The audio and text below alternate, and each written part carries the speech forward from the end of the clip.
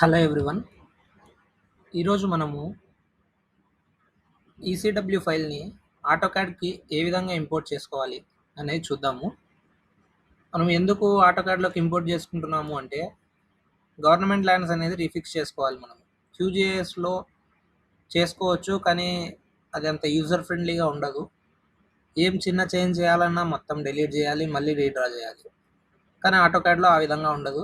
మనం ఒకవేళ ఏదైనా కొంచెం జరపాలి అలా అనుకుంటే కనుక ఆటోకాడ్లో కొంచెం యూజర్ ఫ్రెండ్లీగా ఉంటుంది. పెద్ద కష్టపడాల్సిన అవసరం లేదు. మనం అందరం ఇంజనీరింగ్ చదివి వచ్చినాం కాబట్టి మనకు ఆడ నేర్పించి ఉంటారు బేసిక్స్ అన్న. సో మనకు ఆటోకాడ్లో చేసుకోవడం అనేది కాస్త సులభంగా అనిపిస్తుంది.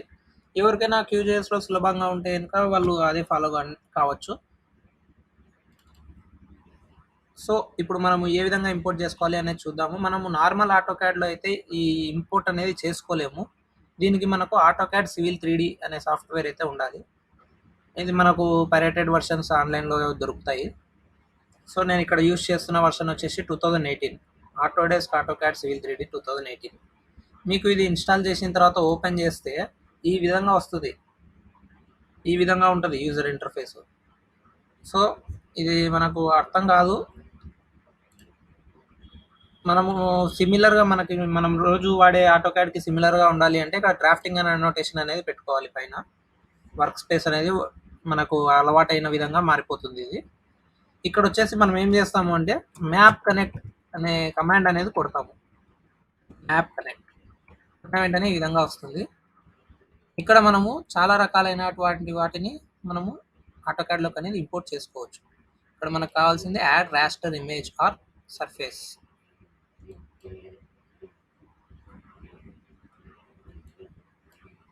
Surface connection.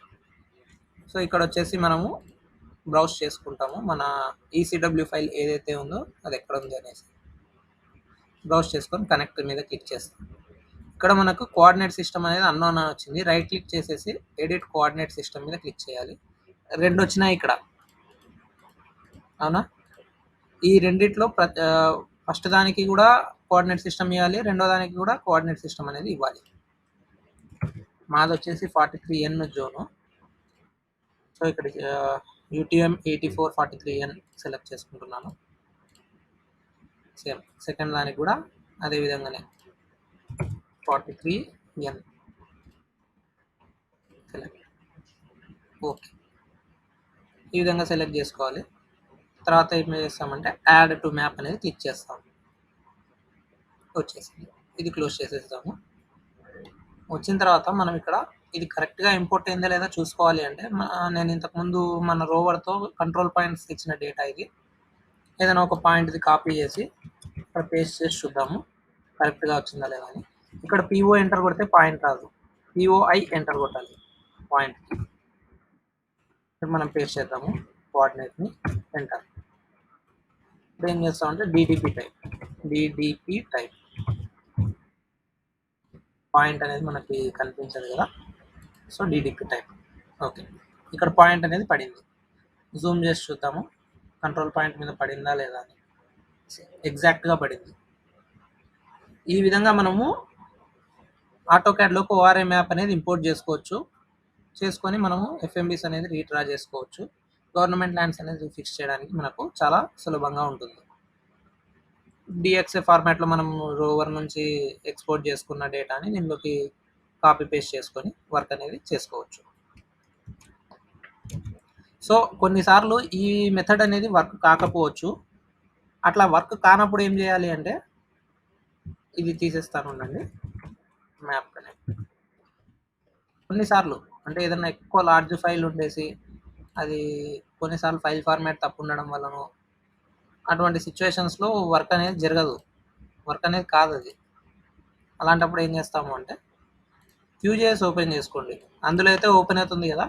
ఈ ఓపెన్ అయిన దాన్ని రైట్ క్లిక్ చేసుకొని ఎక్స్పోర్ట్ సేవ్ యాజ్ పుట్టిన తర్వాత ఇక్కడ క్రియేట్ VRT అనే దాన్ని క్లిక్ చేసి మనము ఒక ఫైల్ లొకేషన్ అనేది ఇచ్చుకోవాలి. నేను ఒక న్యూ ఫోల్డర్ పెడుతున్నాను. నేను ఆల్రెడీ క్రియేట్ చేసినాను, అందుకనేసి VRT2 అని పెడుతున్నాను. ఓపెన్ చేసుకొని ఇక్కడ సెలెక్ట్ ఫోల్డర్ కొట్టేద్దాము. కోఆర్డినేట్ సిస్టమ్ సేమ్ అట్లానే ఉంటుంది. ఇక్కడికి వచ్చేసరికి మనకి రిజల్యూషన్ అని ఉంది కదా, 0.04 అని ఉంది కదా పిక్సెల్స్, అంతే పెట్టినాము అంటే సైజ్ అనేది చాలా ఎక్కువ ఉంటుంది. మనకు ప్రాసెస్ అనేది స్లో అవుతుంది. అదేవిధంగా మనం ఆటోకాడ్లో వేసుకున్న తర్వాత ఇమేజ్ లోడ్ కావడానికి కూడా చాలా టైం పడుతుంది. సో ఇది ఒక 15 కానీ 20 కానీ ఆ విధంగా పెట్టుకుంటాం, అంటే 0.20. ఏం లేదంటే ఒక పిక్సెల్ యొక్క విడ్త్ ఎంత ఉండాలి అని, 20 సెంటీమీటర్స్ ఒక పిక్సెల్ యొక్క విడ్త్ అనుకుంటున్నాను. మనకు దానివల్ల ఏం పెద్ద క్లారిటీ అయితే ఏం తగ్గదు, చూపిస్తానులేండి మీకు అది. ఓకే కొడుతుంది. ఇక్కడ వచ్చేసి నెక్స్ట్ మ్యాక్సిమం కాలమ్స్ అని ఉంది కదా, ఇక్కడ 10,000 బై 10,000 పెట్టుకోండి. ఒకవేళ మీకు చిన్న విలేజ్ అయితే 6,000 8,000 అలా కూడా పెట్టుకోవచ్చు. ఈ విలేజ్ వచ్చేసి దగ్గర దగ్గర ఒక 7,000 ఎకర్స్ పైన ఉంది. సో 10,000 బై 10,000 అని పెట్టుకుంటున్నాను. ఓకే కొడుతున్నాను. ఈ విధంగా ప్రాసెస్ అనేది స్టార్ట్ అయిపోతుంది.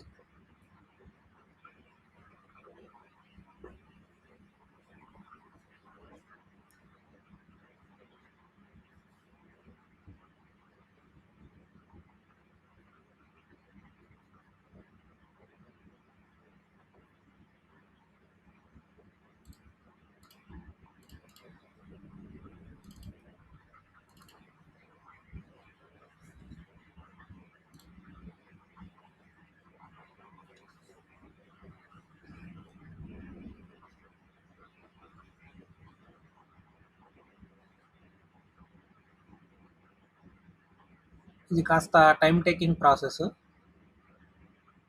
మనకు మన విలేజ్ సైజుని బట్టి, మనం పెట్టిన రెజల్యూషన్ని బట్టి టైం అనేది తీసుకుంటుంది. వన్స్ స్టార్ట్ అయిందంటే మీకు అక్కడ ఫోల్డర్లో ఇమేజెస్ ఏ విధంగా పడతాయో చూపిస్తాను.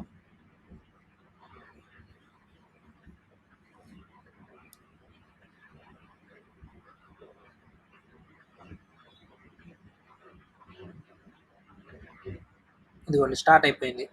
5% అని ఉంది కదా, ఇక్కడ ఫోల్డర్లో చూసేస్తే మీకు ఇదిగోండి ఈ విధంగా ఇమేజెస్ అనేటివి క్రియేట్ అయిపోయాయి.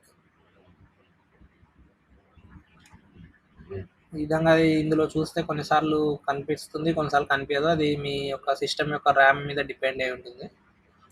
సో ఇప్పుడు లోడ్ ఏం వేయకూడదు మనం. ఈ విధంగా కన్వర్షన్ అనేది ప్రాసెస్ అవుతుంది. 100% అయిపోయిన తర్వాత నేను ఆల్రెడీ కన్వర్ట్ చేశాను, సో క్యాన్సిల్ చేసేస్తున్నాను. ఆల్రెడీ ప్రాసెస్ అయిపోయిన తర్వాత ఈ విధంగా ఇమేజెస్ అనేటివి వచ్చేస్తాయి మనకు. ఈ ఇమేజెస్ని మనము ఆటోక్యాడ్లోకి ఏ విధంగా ఇంపోర్ట్ చేసుకోవాలి. నార్మల్గా ఇమేజ్ అటాచ్ చేసినట్టు అటాచ్ చేసినాం అనుకోండి, అవి జియో రెఫరెన్సింగ్తో రావు. సో మనం ఏం చేస్తాము అంటే ఇక్కడ ఇదే ఆటోక్యాడ్ సివిల్ 3Dలోనే చేసుకోవాలి. మామూలు ఆటోక్యాడ్లో వర్క్ కాదు ఇది కూడా. ఇక్కడ వచ్చేసి ఏం చేస్తామంటే map IISERT map I insert అనేది కమాండ్.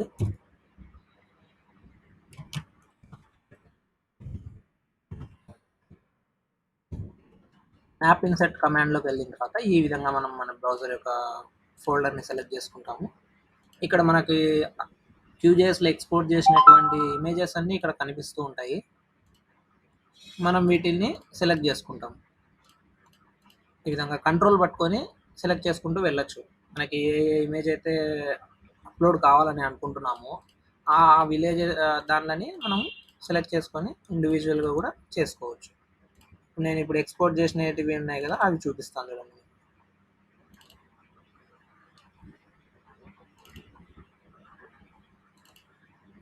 చూడండి ఈ విధంగా ఎక్స్పోర్ట్ అయ్యి వచ్చింటాయి.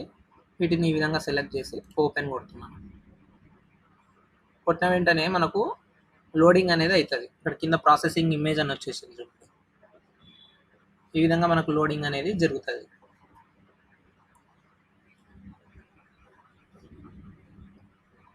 మనం ఫస్ట్ మెథడ్లో చూసిన దానికన్నా ఈ మెథడ్లో కాస్త టైం టేకింగ్ ప్రాసెస్. అదేవిధంగా మనకు సిస్టమ్ అనేది హై ఎండ్ సిస్టమ్స్ అయితే పెద్ద తేడా కనిపించకపోవచ్చు, కానీ లో ఎండ్ సిస్టమ్స్ అయితే ఇంకా చాలా లాగ్ అవుతాయి.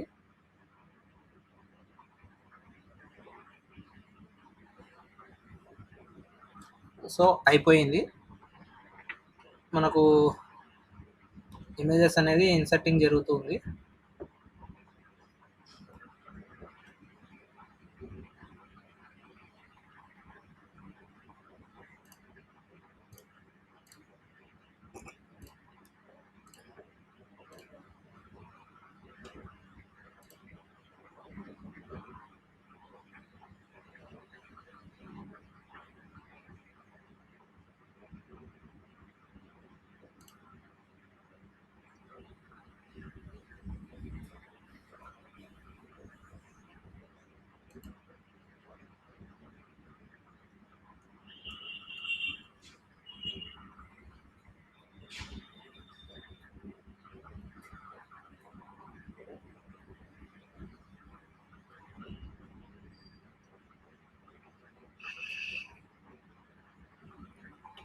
చూడండి, ఇమేజెస్ అనేది ఇన్సర్ట్ అయిపోయినాయి.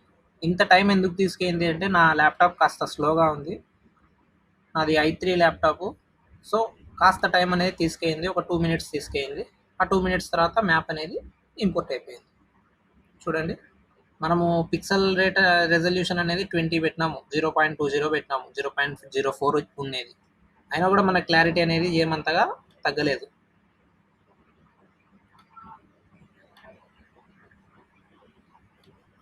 సో ఈ విధంగా మనము ఇంపోర్ట్ అనేది చేసుకోవచ్చు. కాకపోతే ఇక్కడ ఇంకొక ఇష్యూ ఏమి వస్తుంది మీకు అంటే, ఏదన్నా ఇలా ఒక లైన్ డ్రా చేశారనుకోండి 2 ఇమేజెస్కి మధ్యలో, సెలెక్ట్ చేసి డిలీట్ చేద్దామని ఇట్లా సెలెక్ట్ చేసి ఎరేజ్ కొట్టినారనుకోండి, ఈ విధంగా ఇవి కూడా ఇమేజెస్ అనేవి డిటాచ్ అయిపోతాయి.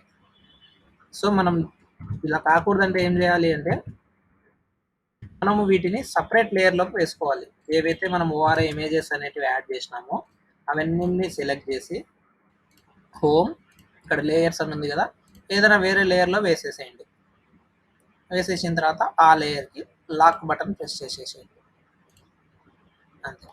ఇప్పుడు మనము వీటిని డిలీట్ చేయాలనుకున్నా కూడా, ఇప్పుడు చూడండి సెలెక్ట్ చేసినాను, డిలీట్ చేస్తున్నాను ఈ రేజ్ కమాండ్, అయినా కూడా వెళ్ళడం లేదు. దానిపైన ఉన్న లైన్ మాత్రం డిలీట్ అయిపోయింది. ఈ విధంగా చేసుకుంటాము. ఇప్పుడు ఈ లైన్స్ కూడా మనకు అడ్డం అనిపిస్తున్నాయి అనుకోండి, ఇమేజ్ ఫ్రేమ్ టైప్ చేసేసి 0 పెడతాం.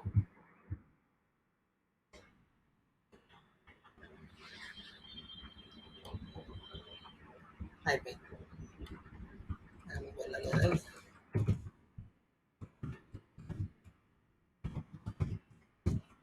Image frame 1.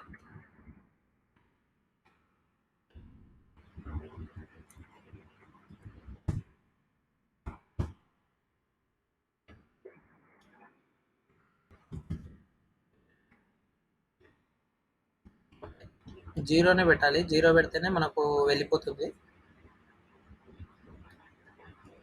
ఈ విధంగా మనం అనేది ఇమేజెస్ అనేది ఇన్సర్ట్ చేసుకోవచ్చు. దీని మీద మనము డ్రాయింగ్ అనేది కూడా చేసుకోవచ్చు. ఇది కోఆర్డినేట్స్కి ఉందా లేదా అనేది మనం తెలుసుకోవాలి అనుకుంటే, ఏదైనా ఒక పాయింట్ అనేది మనము ఇన్సర్ట్ చేసి చూద్దాము. సో ఎక్సెల్లో నాకు దగ్గర కొన్ని పాయింట్స్ ఉన్నాయి. ఏదైనా ఒక పాయింట్ కాపీ చేసుకుంటాము. పిఓఐ ఎంటర్ పేస్ట్ చేస్తాను ఆ పాయింట్ని.